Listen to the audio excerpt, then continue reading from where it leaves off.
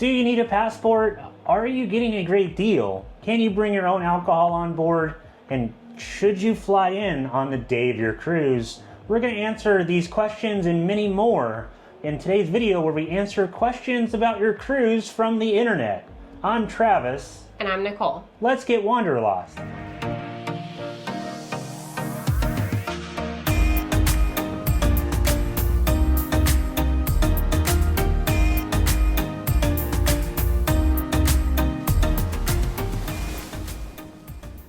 If you've ever booked a Royal Caribbean cruise and had some questions, there's a very good chance you've turned to the internet to get those questions answered.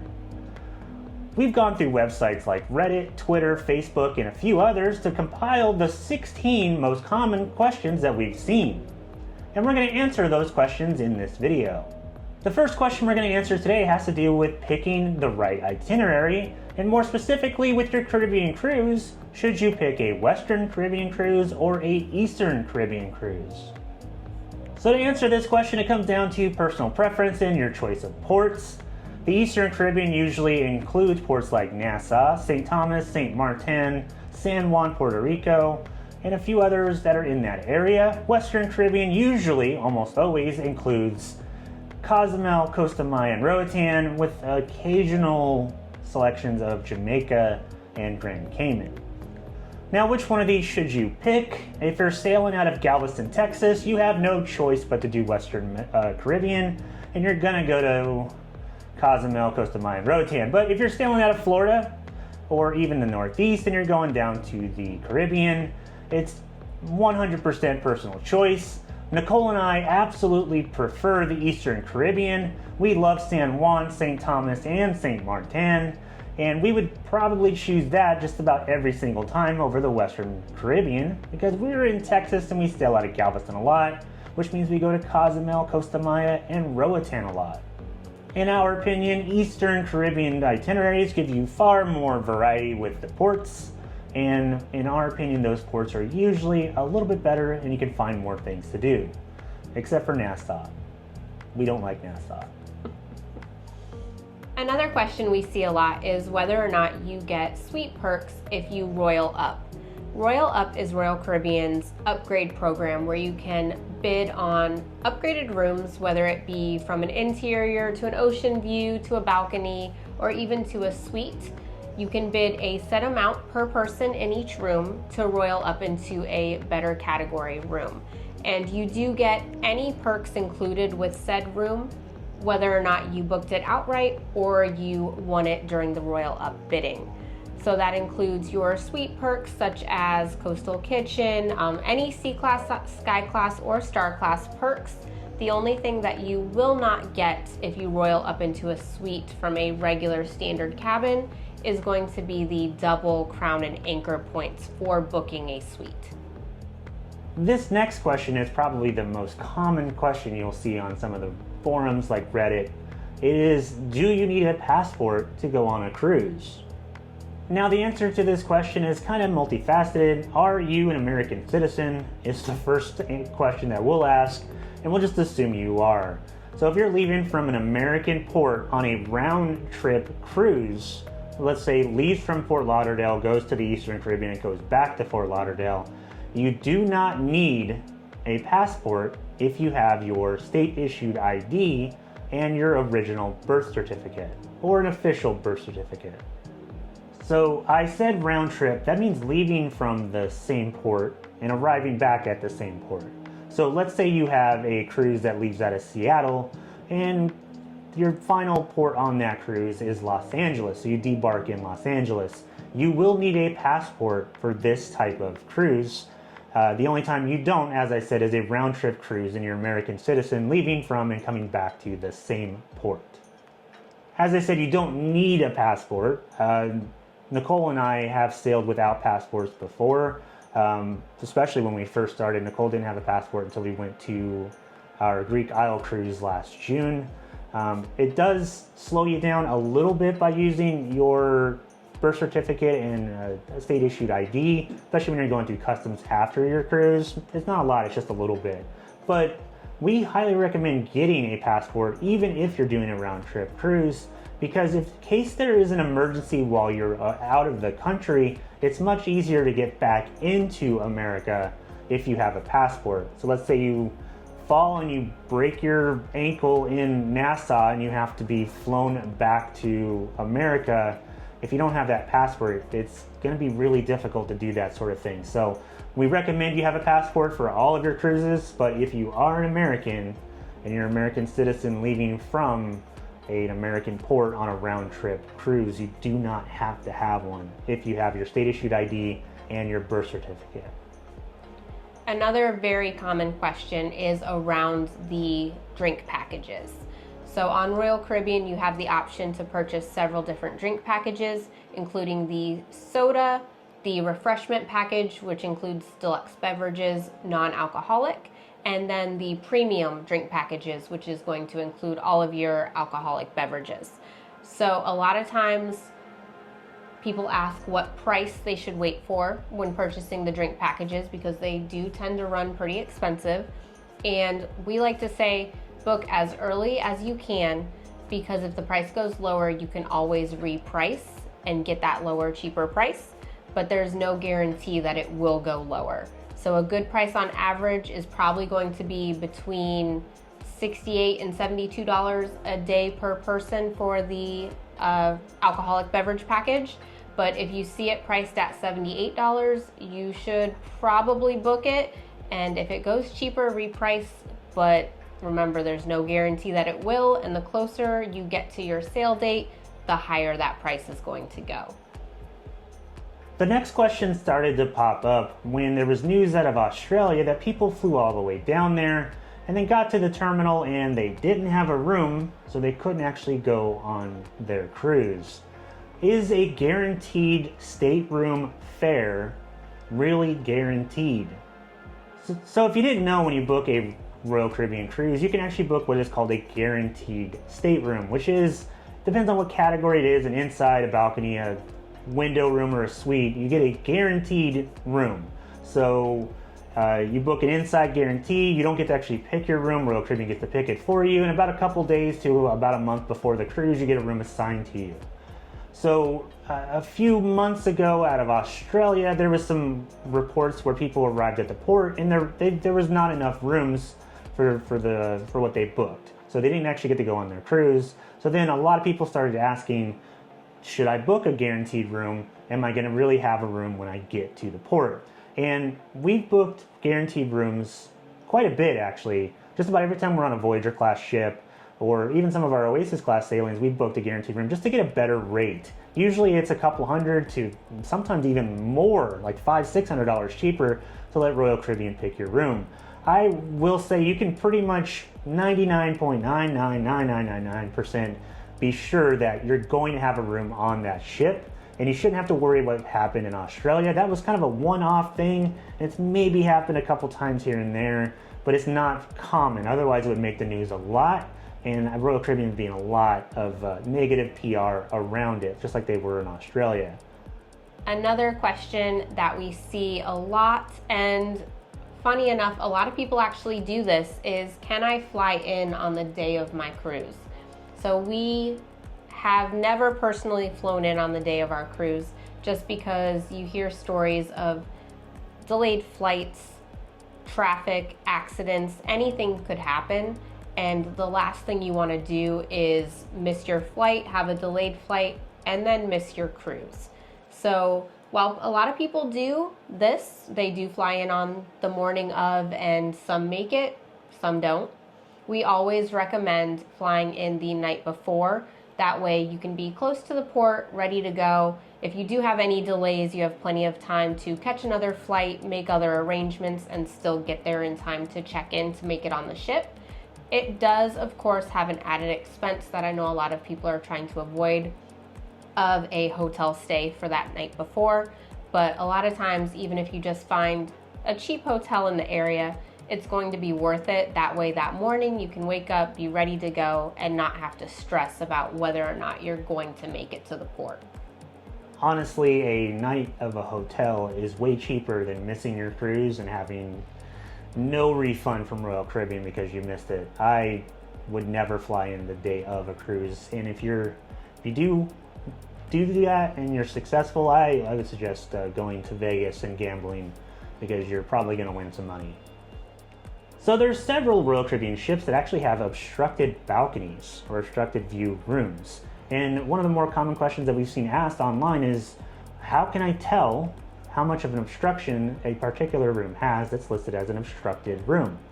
So there's a couple ways you can actually do this. The one that we like to recommend is YouTube, obviously. We get views based on some of the room tours that we do. That's why we include the room number when we're doing a room tour. So you can actually Google or go on YouTube and search your particular room that you're booking, and then see how much of an obstruction it is. So you can go Ovation of the Seas room 8112, and you can see what type of obstruction that obstructed balcony has, and what type of view you're expecting to have on that. The other way you can actually check and see what the views are and what obstructions are for each room that you're trying to book is to go on a website called Cruise Deck Plans. If you just search Cruise Deck Plans, you can actually go to each ship and actually look at videos and still images from just about every room on the ship, and it'll give you what type of obstruction or just basically what type of view you're going to expect from that particular room. Just a lot of rooms are listed on there. I know we were booking a cruise on Celebrity Reflection, and just about every room that was listed as an obstruction had photos of what the obstruction was and what type of view you were expecting to have on that particular ship. So first, check YouTube, especially a website or a channel like ours, and then after that, check Cruise Deck Plans and see what you're looking at. This also ties into our earlier question about guaranteed staterooms. Keep in mind that when you book a guaranteed stateroom, Royal Caribbean is going to put you in some of the cabins that were not claimed or picked on their website, and those a lot of times are going to be obstructed. So when you're booking a guaranteed stateroom, just think of what the worst possible cabin could be in that category, and know that that's probably going to be the one you get. Yeah, least desirable. So the next question isn't asked a lot, but there are some people out there that are curious, and it's been asked a couple times. So let's say you like to go hiking, and you go to Bryce Canyon National Park or Big Bend National Park, and you're away from civilization and it's dark, you look up at the sky, and you just see a million stars. And you're curious, can I do this on a cruise ship? Can I stargaze on a cruise ship?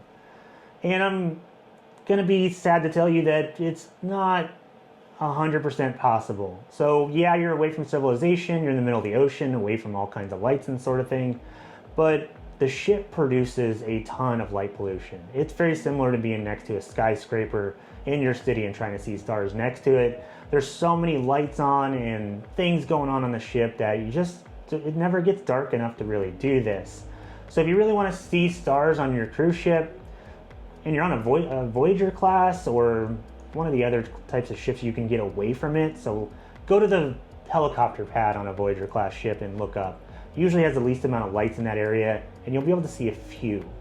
On an Oasis class, it's going to be much tougher. Probably up near the Stellarium on the little winglets would probably be the best place to do it. But again, it's going to be very hard to see stars on a cruise ship because there's so much light pollution on the ship and so many lights that are turned on from the pool deck to the running lights for the ship to the gigantic Crown and Acre logo. It's just not the same as being out in the wilderness of Yosemite National Park or wherever else and seeing stars there. So yes, you can, but not very good. So our next question is in regards to the drink packages again. So let's say you bought the soda package or the refreshment or deluxe package, and they include the Coke Freestyle machines with the special Royal Caribbean Freestyle cup. Do you have to carry that cup around with you all day in order to get soda? So yes and no. In order to use the Freestyle machines that are going to be located in places like Sorrento's, the Windjammer, things like that, to use those machines, yes, you do need to have that cup with you, otherwise it will not work. Too often we see people with the water cups trying to get soda out. You have to have that cup with the RFID chip in it in order for the machine to turn on. However, if you're okay with just basic Coke, soda, things like that, you can go to the bars, or if you're in the main dining room, you can just request a Coke They will ask for either your cabin number or to see your SeaPass card to make sure that you have a soda package or something that includes sodas, but they will bring that to you there. You cannot get cans with this. You will only get glasses of soda from the bars or the dining room, but you do not have to have your Coke Freestyle cup with you at all times. All right, if you ever search questions about Royal Caribbean cruising online, you'll find a lot of questions about pricing. One, because Royal Caribbean uses a dynamic pricing model, which means the more people buy stuff, the higher the price goes. The other reason is because Royal Caribbean sends out a ton of marketing, either via email or on their website or on Twitter or wherever else. You'll see tons of advertisements about 35% off, save this, $600 off, whatever it happens to be. There's just a lot of noise out there when it comes to pricing. So one of the questions that gets asked a lot has to do with a percentage off, like is 35% off a good price? And that could be in regards to the drink packages, it could be in regards to excursions, or just overall your cruise fare. Now, in one of our earlier videos, we talked about things that annoy us about Royal Caribbean, and one of them is their marketing and their pricing structure. And this is where we're kind of going to go with this. I would never look at the percentage off that Royal Caribbean is advertising and asking if that is a good price, because it's up to 35% off.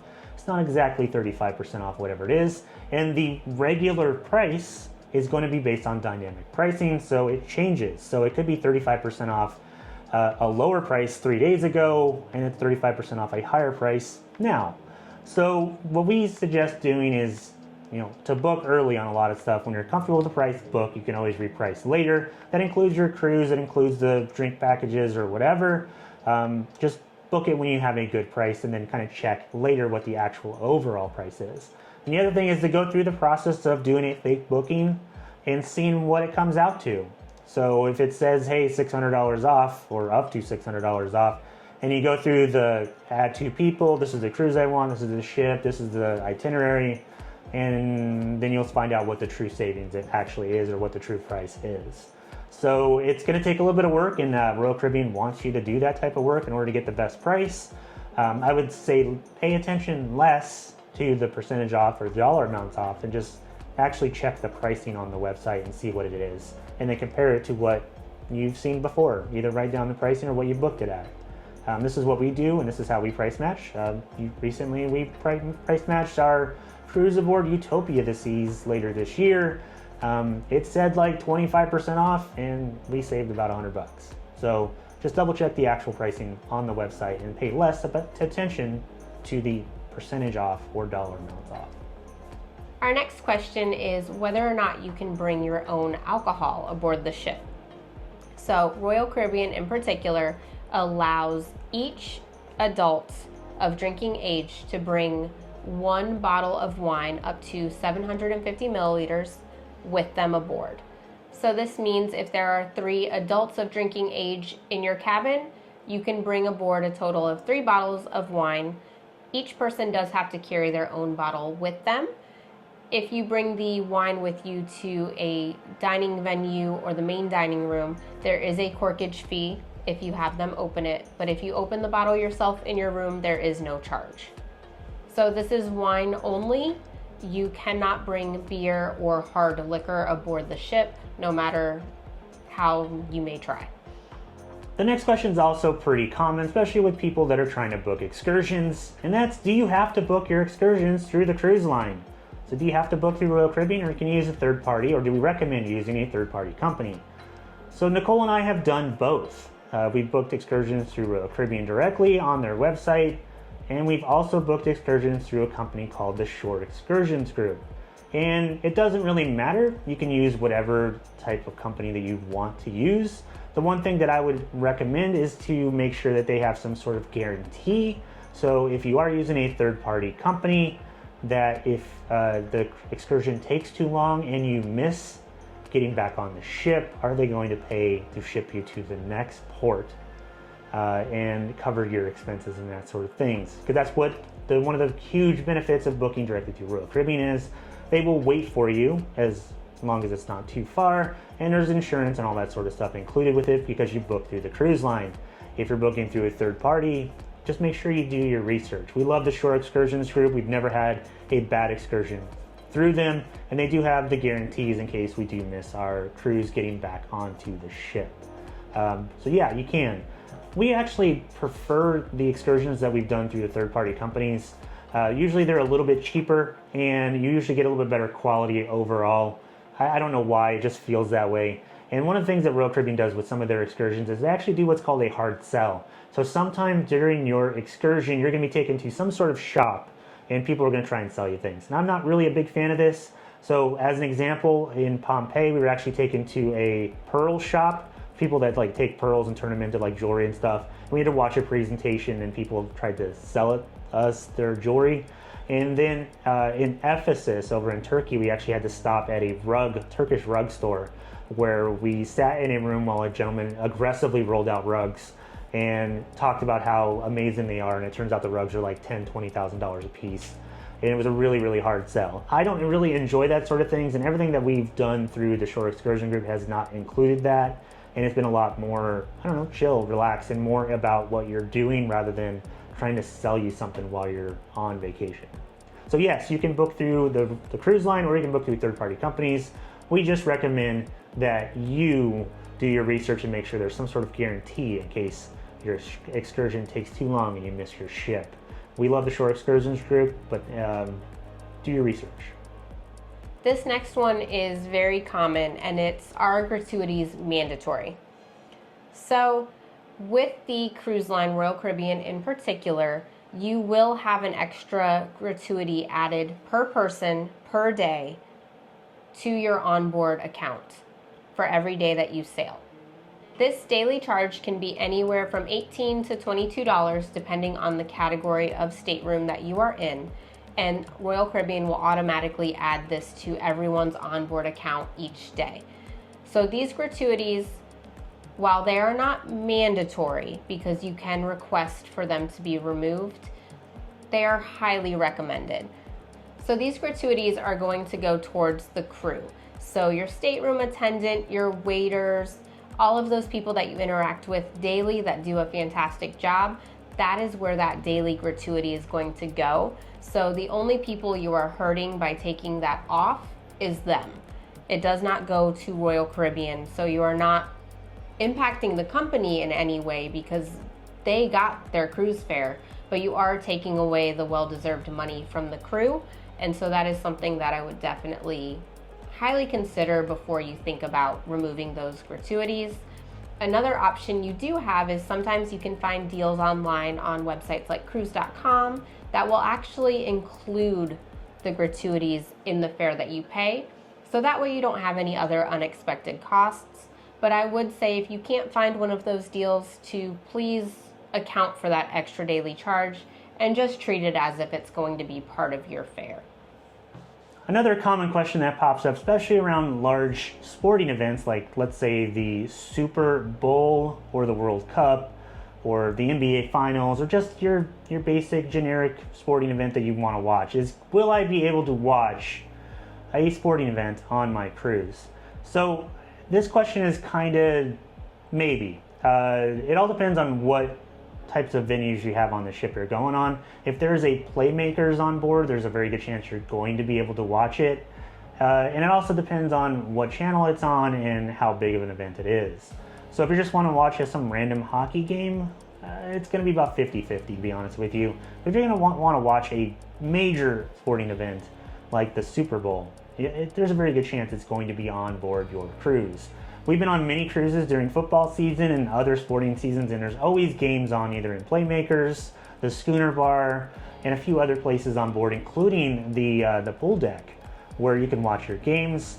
On one of our last cruises on Symphony of the Seas, they had some major soccer games being played on the pool deck, and then we've been on a few cruises during the NFL playoffs, and they always have them being played in the bars and in Playmakers. So there's a very good chance you can be able to watch your game as long as it's not too obscure. And if it's a major sporting event, yeah, you should be able to, especially if there's a Playmakers on board. So make sure you book a ship with Playmakers. So do you really need reservations for the shows or Royal Caribbean's entertainment on board? So if you are going on an Oasis or Icon class ship, you will have reservations pop up and be available approximately 30 days or so before you're sailing. We would highly recommend that you do book these shows in advance, as on the larger ships, it is definitely recommended.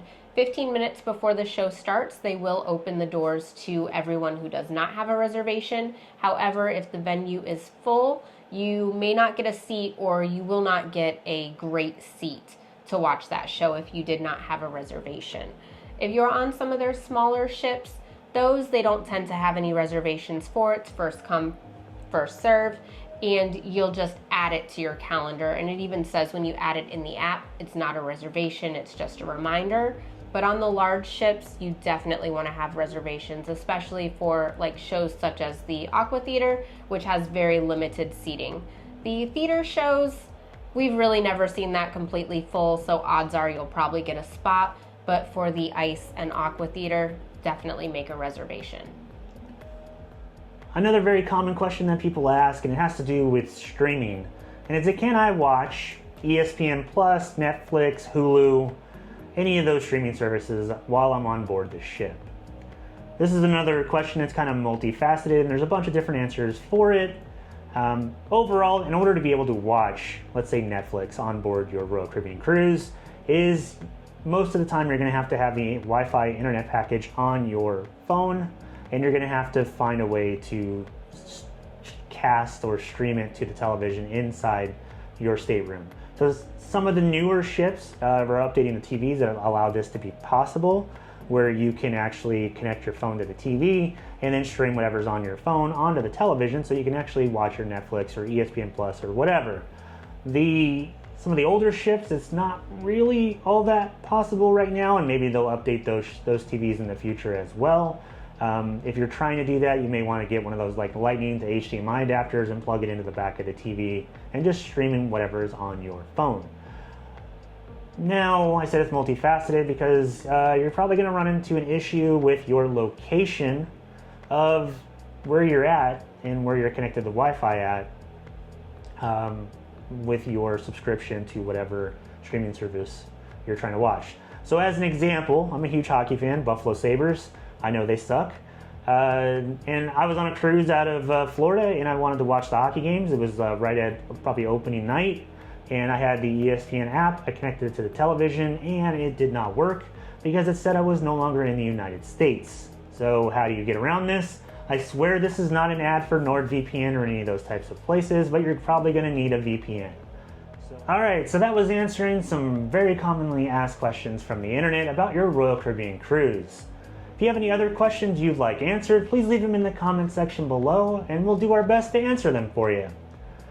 If you like this content, or if you like our channel in general, make sure you hit that like button and subscribe to the channel. It helps us out more than you realize. And if you need us, we'll be up in the Windjammer. Thanks for watching.